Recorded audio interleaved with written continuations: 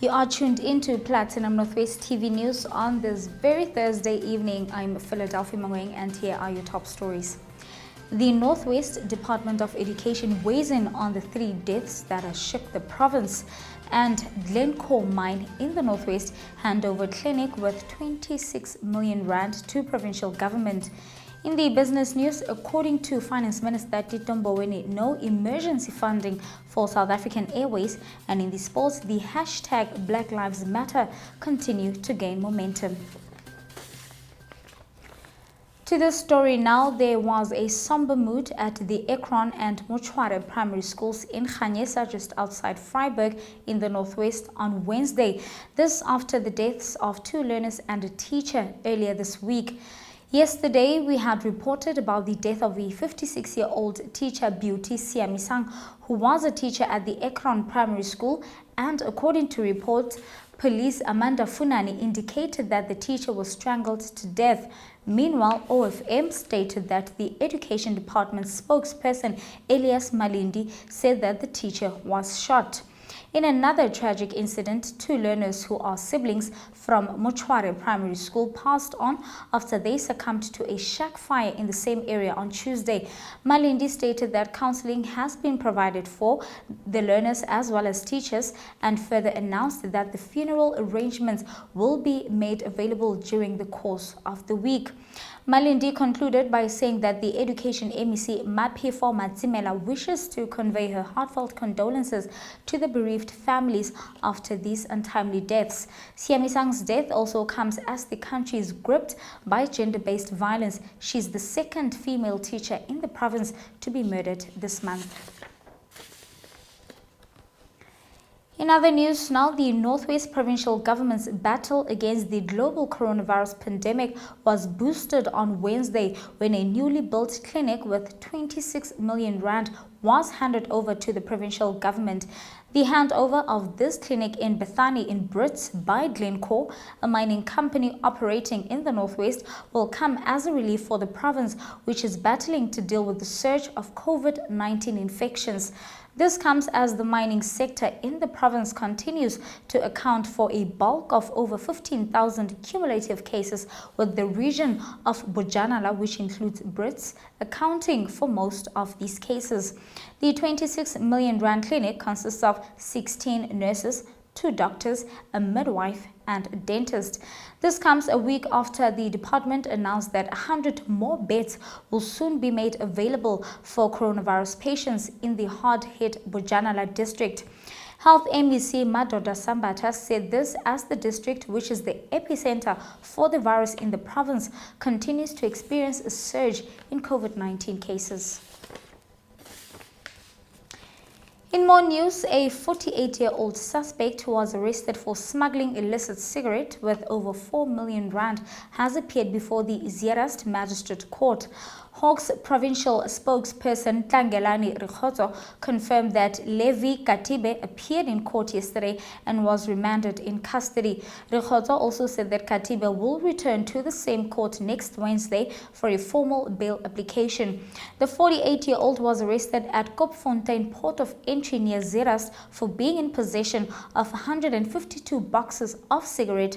This after he entered the country from Zambia via Botswana with a Gauteng registered truck. Katibe is apparently due to appear for a similar offense in the Lephalale Magistrate Court in Limpopo next month. His arrest comes after police in Limpopo also arrested 2 foreign nationals aged 36 and 44 for alleged smuggling illicit cigarette with nearly 7 million rand. And for the COVID-19 update now, South Africa has reported 572 new COVID-related deaths in the last 24 hours. 400 of those deaths were reported in the Eastern Cape. 114 further deaths were reported in Gauteng, 35 in the Western Cape, 18 in KwaZulu-Natal, and 5 in the Free State. The number of confirmed cases jumped by more than 13,000, meaning there is now close to 395,000 confirmed cases in the country.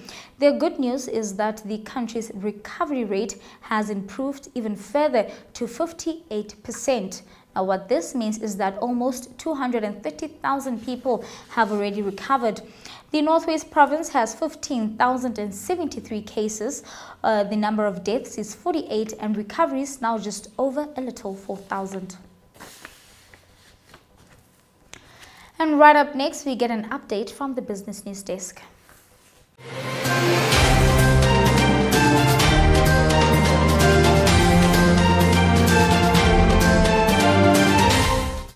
In the business news, Finance Minister Tito Mboweni has listed several potential funding sources for South African Airways that don't include emergency provisions. His ideas are contained in an answering affidavit to the Democratic Alliance. The opposition party sought an urgent application in the High Court to prevent Section 16 of the Public Finance Management Act from being used for so-called emergency funding for SAA. The airline's business rescue planners required government or a strategic equity partner to provide an additional 10.3 billion rand. But Mboweni said that the notion that the National Revenue Fund would be used is false. Now, he said that the government is considering several options to mobilize funding, including approaching equity partners and institutions for the investment of pension funds. And that's all from the business news. A quick update now from the sporting world.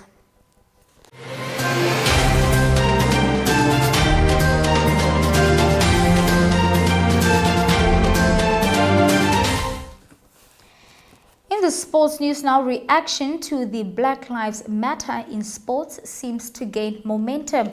The current influence of the Black Lives Matter movement in sports has crossed national boundaries in the United States and has spread across the globe. Locally, cricketers such as Lungi Ngidi, Rassie van der Dussen, Andrik Nortje, as well as former rugby players and coaches have given their support and shared stories of racism in their sport. Now, unfortunately, this is nothing new in South African sport, with well-documented episodes during the years. Now, the athletes, though, are beginning to open up these wounds in search of healing, redemption, justice, and equality. Sports should be a vehicle for unity, but in South Africa, racial issues continue to divide the country, such as the quota system, where an enforced number of black players must be part of a national team. It has its benefits, though, in creating opportunities for the previously disadvantaged players in the past, but also creates an atmosphere for unrest and uncertainty. So for the past couple of weeks, there's been a lot of debate between the Black Lives Matter movement and a different opinion regarding All Lives Matter on social media. And in our sporting context, this is also taking shape with a lot of coaches and players standing up for the Black Lives Matter movement, saying that in the past there hasn't been the same equality and there's been discrimination. And I just feel that as a journalist, we should all focus on love matters. Yes, black lives do matter, and every life matters, but we cannot take out of context what a certain culture or demographic has experienced in the past. We must strive to move forward, and I feel the only way we can move forward as a sporting society and a society in general is to follow the principle of love. Players must be given an equal opportunity, but unfortunately, our economic climate does not help, as class division is still separating cultures.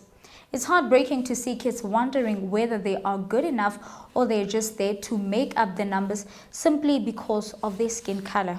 Things certainly need to change. And that's it from the sports. Almost time to wrap up, but before that, a quick recap of the news headlines. The Northwest Department of Education has weighed in on the 3 deaths that has shook the province. And Glencore Mine in the Northwest hand over a clinic with 26 million rand to the provincial government. In the business news, according to Finance Minister Tito Mboweni, there will be no emergency funding for SAA. And in the sports, the hashtag Black Lives Matter continue to gain momentum. Thank you so much for watching. Do stay home and stay safe. God bless.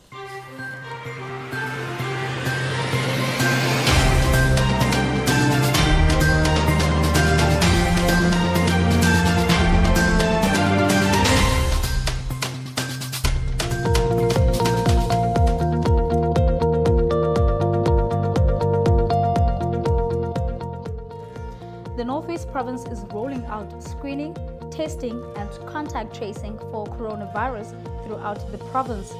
This follows an announcement by President Cyril Ramaphosa on the rollout of large-scale screening, testing, tracing, and medical management program. Now, around 10,000 field workers will be visiting villages, towns, and cities to screen residents for COVID-19 symptoms. People with these symptoms will then be referred to local clinics or mobile clinics for further testing. This message was brought to you by the Northwest Department of Health, Healthy Living for All.